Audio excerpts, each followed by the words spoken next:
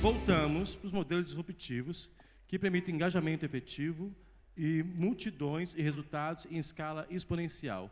O que há no mundo para a escala que vai a nível global de transformação? Passamos desde a transformação que você pode fazer no teu dia a dia, no teu lugar, com as ferramentas que estão disponíveis, mas o que está acontecendo no mundo, uma escala gigante, e quais são as tendências para isso. Mas eu vou chamar para o palco, vou chamar novamente para o palco, o nosso Luiz Fernando Guggenberg, o pai, o marido exemplar, o gerente carinhoso, o rapaz com propósito, o gerente de inovação social e voluntariado da Fundação Telefônica, e dissemina a pesquisa Visões de Futuro mais 15, uma pesquisa de inovação e tendência na sociedade. Uma salva de palmas para o Luiz Fernando, por favor.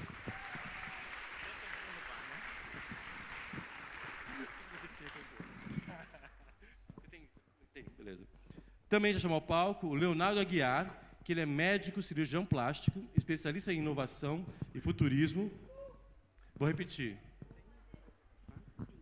Leonardo Aguiar, sobe o pessoal ver teu rostinho, sobe, Leonardo. Leonardo Aguiar, e olha para lá, olha de frente para lá. Olha para eles. Luz no Leonardo, minha gente. Eu gosto de gente que tem título, presta atenção. Médico cirurgião plástico, tu olha assim para ele, tu não dá nada, né? Mas o cara é bom. Presta atenção. Especialista. Tô brincando. Especialista em inovação. Às vezes eu passo do limite, desculpa. Especialista em inovação e futurismo pela Singularity University /NASA. Tá, meu bem? Fundador da Ladur Cocriação em Saúde, da Marcha Saúde Móvel, negócio social participante do Social Good Lab em 2014. Ele é cofundador do Núcleo de Inovação da CIB e do Movimento Inova Blumenau e sócio cofundador da Mirac, que atua com negócios exponenciais. Uma salva de palmas para o doutor. O Cris aqui mandou um abraço para o Obrigado. Luiz Fernando, conduza com toda a sua delicadeza o painel. Boa tarde a todas as pessoas lindas, né, Edgar? Pessoas lindas, isso. Aprendi. Uau, depois de tanta emoção, ano contra ano, cada debate aqui fica às vezes até difícil. Por mais que a gente faz call para alinhar o que a gente vai falar, e conversa, e troca e-mail daqui, troca e-mail de lá, chega nessa hora a gente tem que quebrar todo o protocolo. Olha lá, o ovo está tudo lá fora, fazendo festa. A gente trouxe algumas inquietações aqui sobre inovação, sobre futuro. E eu queria começar aqui perguntando para vocês quem é que já ouviu falar no conceito do prosumer. Levanta o braço aí.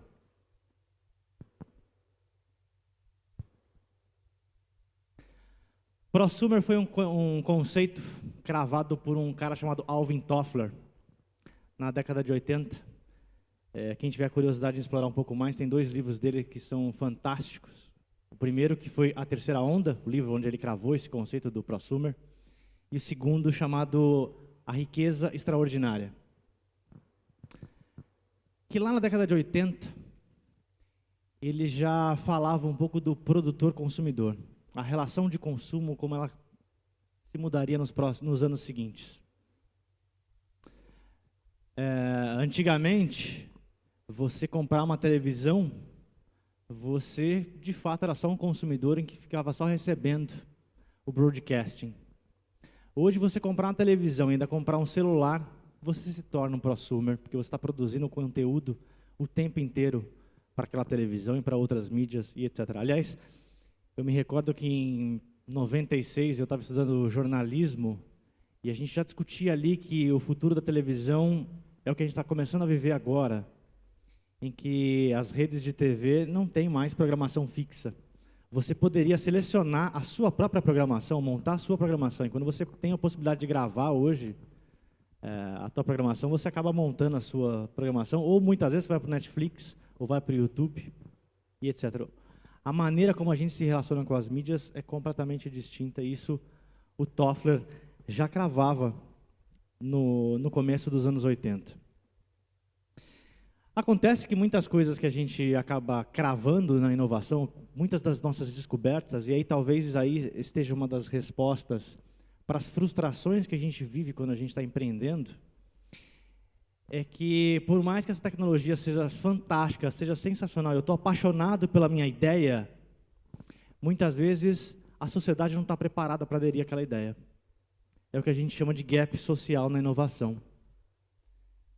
Quem tem aqui iPhone? Levanta o braço aí. O vidrinho da tela touch do iPhone foi descoberto na década de 60. Olha quantos anos levou-se para descobrir que este vidro era o vidro ideal para uma solução como esta. Não existia nem celular naquela época, nem se pensava em celular. Depois dá um Google em casa, ou no seu próprio celular, aí, no seu tablet, no seu notebook, procura um cara chamado Jean-Marc Cotet. O Cotet, em 1900, na Conferência das Cidades, lá em Paris, ele foi convidado a projetar o futuro, 100 anos.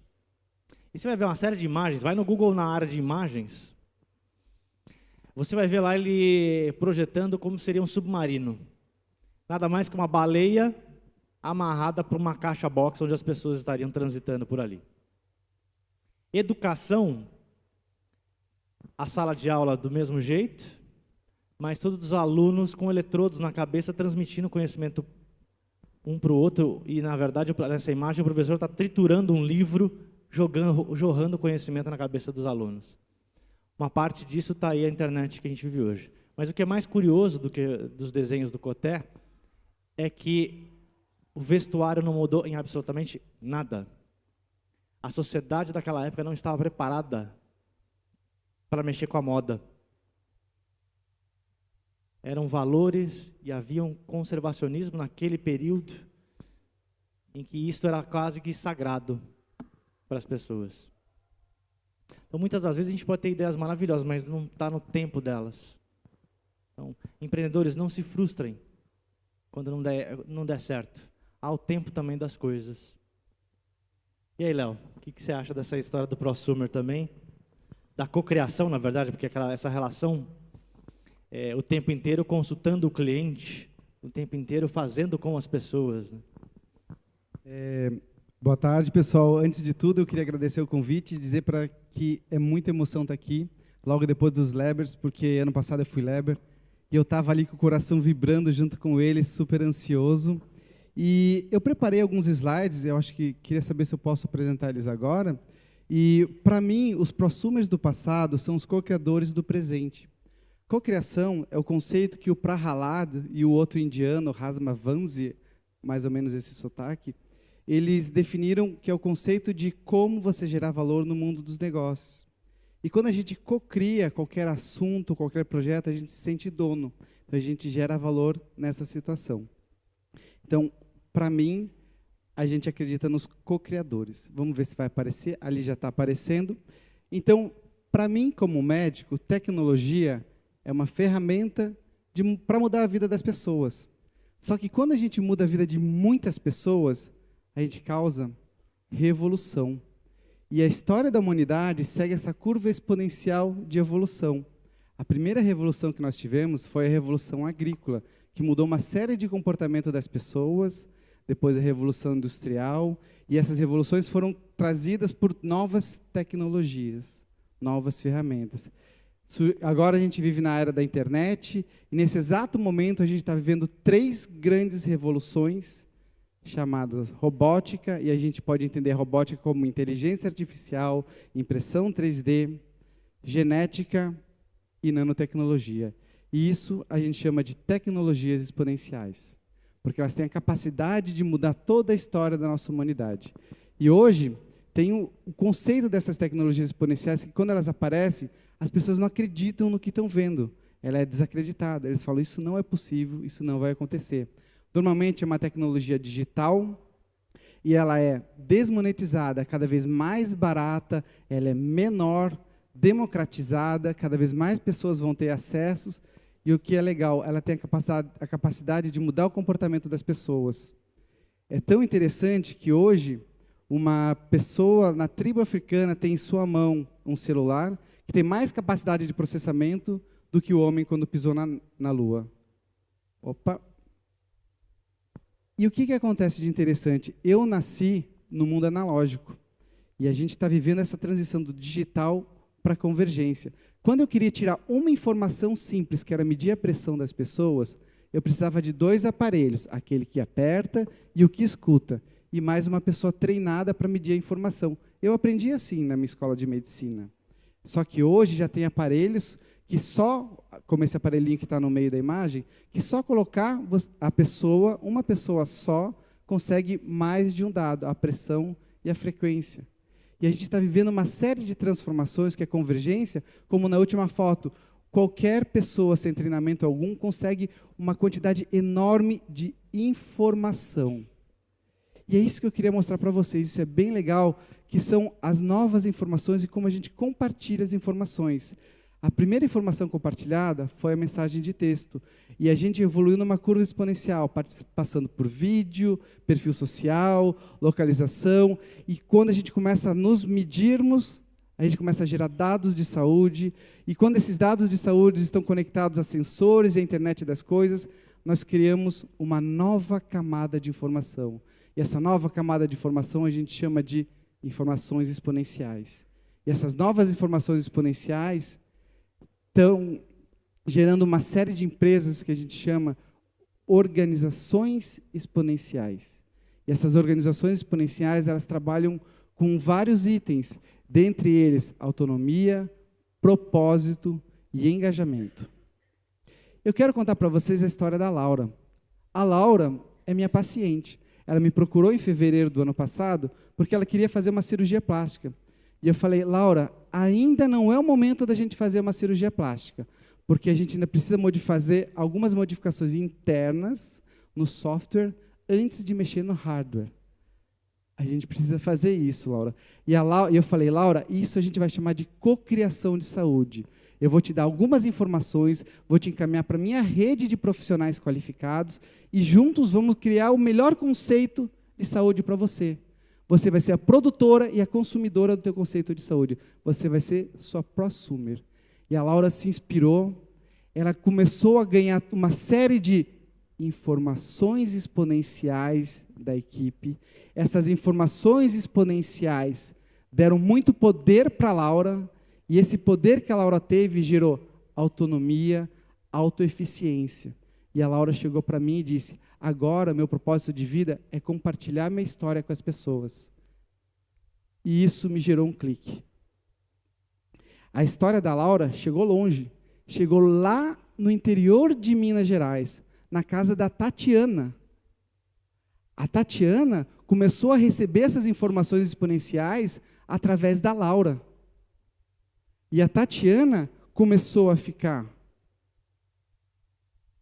empoderada com as informações que ela recebia da Laura, começou a ter autonomia, autoeficiência e começou a inspirar outras pessoas. Ela estava tão inspirada e inspirando tantas pessoas que acabou participando de reunião na Câmara dos Vereadores, e isso acabou motivando a Laura, e hoje as duas são pré-candidatas a vereadores nas suas cidades. Essa imagem é muito legal, representa muito para mim. Esse desenho representa o movimento que está acontecendo em Blumenau, o movimento que está acontecendo com as pessoas empoderadas na cidade de Blumenau. E o mais legal é que esse movimento é feito por pessoas, tanto que a gente coloca as pessoas no centro. O seminário do Social Good, para mim, é uma forma de trazer informação exponencial para todas as pessoas. E essas informações exponenciais que o seminário traz têm a capacidade de nos empoderar, de nos transformar. E nós, os transformados, os misfits, temos a capacidade de criar e, principalmente, reinventar as instituições. E essas instituições reinventadas e transformadas, elas têm, sim, a capacidade de transformar o mundo. E só o que elas precisam? Um clique.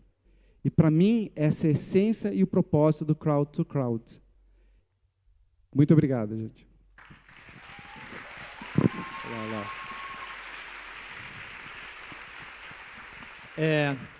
Quando a gente está fazendo exercício de futurologia, primeiro que a prática que existe em planejamento estratégico A grande maioria das empresas, dos governos, das organizações sociais se baseia no quê? Orçamento, macroeconomia, em alguns cenários macroeconômicos daquele momento, e um pouco do seu histórico de aprendizagem com seus projetos, com seus produtos. Mas existe uma oportunidade que muita organização está perdendo, que é de construção de futuro, de cenário de futuro. Quando a gente está exercitando o cenário de futuro, existem 3 futuros. O futuro possível, o provável e o desejado. No futuro provável, a sociedade ela é cíclica. Então, muitas das coisas que acontecem naquele exato momento, de alguma maneira já ocorreram fenômenos parecidos no passado. Enquanto que num futuro possível, qualquer coisa pode ser possível. Mas no futuro preferido, você é o protagonista da sua mudança, do seu futuro, do que você deseja para o mundo. Então, estar no Social Good Brasil aqui é uma oportunidade da gente pensar que futuro cada um de nós queremos. Você que é empreendedor social, qual é o futuro que você quer para a sua iniciativa? Qual é o impacto que a sua iniciativa vai promover no futuro? Eu trouxe aqui uma série de inovações que estão ocorrendo e que, vejam, a tecnologia ela é só meio. Mais profundo do que isso é a mudança que está ocorrendo na forma como a sociedade está se organizando. Põe na tela para a gente, por favor, os slides. Trouxe só um recorte de um estudo de tendências que a Fundação Telefônica fez, em que a gente mapeou 290 sinais no intervalo de um mês, gerando 500 mil weblinks pela web. O alongamento do tempo de vida. Isso aqui já é uma pílula em teste para alongar sua vida mais 12 anos. Na medicina digital, essa lente de contato, você consegue monitorar o seu diabetes através do índice de glicose pela sua lágrima. Ou esse teste que você faz com a sua saliva, que $100 esse kit, você manda, a empresa te devolve todo o seu DNA decifrado, inclusive com algumas combinações da sua árvore genealógica. Esse teste aqui a Angelina Jolie fez para tomar a decisão de extração das mamas. E já tem gente procurando medicamento para mitigar Alzheimer, porque tem um histórico familiar nisso. Olha a piração que a gente começa a viver na sociedade. Ou tem coisas muito bacanas como essa de você colocar um dispositivo no seu celular e poder fazer o exame de vista agora sem o médico. Ou biohacking. Jovens em São Paulo usando o próprio corpo para implantar chip e testar a tecnologia de chipagem em seres humanos. Ou a gente pensando no impacto ambiental, as coisas que a gente cria, o quanto são obsoletas ou o quanto elas estão lá paradas, sem uso, e a gente começando a pensar que a nossa própria casa, a parede da nossa casa pode se tornar um jardim vertical. Ou esse caso aqui de uma raia robô criada por um holandês que varre os oceanos e coleta plástico a uma profundidade de 2, 3 metros. Imagina isso aqui no pós-carnaval de Salvador. Se recolhe 1 tonelada de lixo.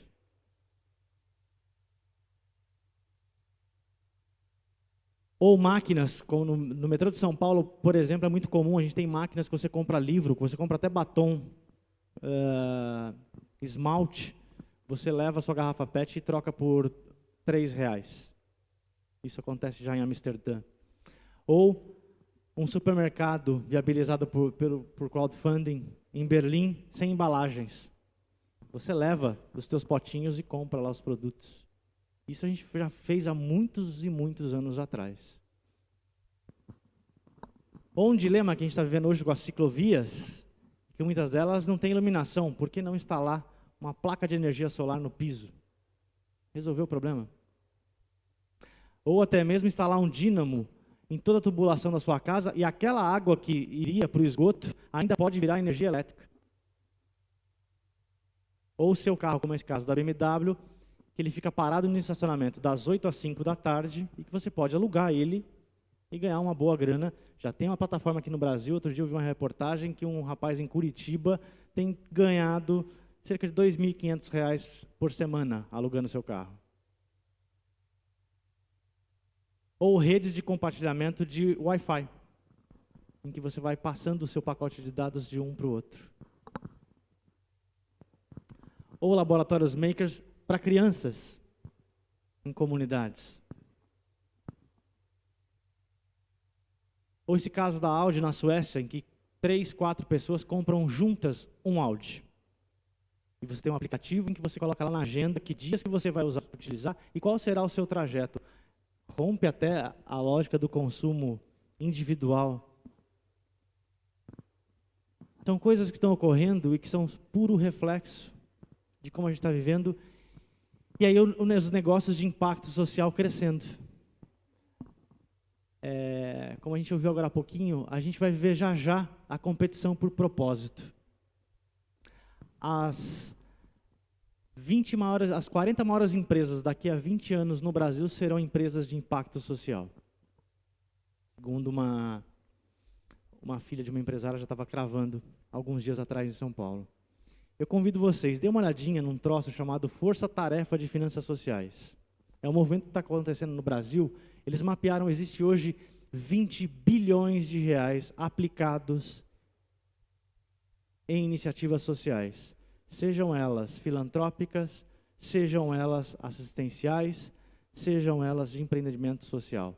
Essa força-tarefa tem uma meta arrojada de alavancar 50 bilhões de reais até 2020.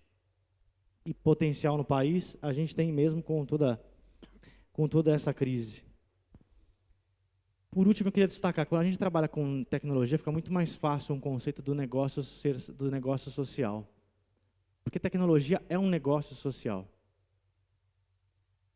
Em 2008, um professor emérito de Harvard, o James Austin, cravou no encontro da Avina, e ele trouxe fatos e dados.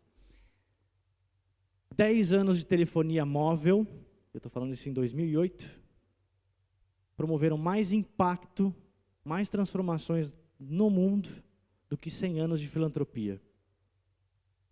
Basta a gente olhar bancarização na África, telemedicina na Índia, a revolução tecnológica que está acontecendo com a educação, uma plataforma como o Geek no Brasil, com mais de 3 milhões de usuários, entre tantas outras. Tecnologia já nasce com um propósito social, já nasce com essa força do negócio ser social. Acho que esses são os pontos que a gente queria trazer. É bem isso, mas só tem mais uma coisa. Como diria o Steve Jobs, one last thing. Eu queria mostrar meu último slide. Tem como colocar para mim? E a ideia é isso. Quanto mais a gente entender para onde o mundo está indo, a gente tem a capacidade de co-criar nossa experiência de viver nesse planeta. Eu acho que esse é o caminho. Deixa eu ver, ainda não está aparecendo. Tá. A Singularity está com um plano de expansão global. E esse plano de expansão global está envolvendo vários países no mundo inteiro, senão não seria global. E existem 2 países no mundo que têm 3 cidades. Estados Unidos, que tem Nova York, San Diego e São Francisco, Mountain View. E o Brasil. O Brasil que tem Rio, São Paulo. E eu tenho a honra de anunciar aqui no Social Good, para todos os meus amigos, parceiros que nos acompanham, que agora, Singularity University em Florianópolis.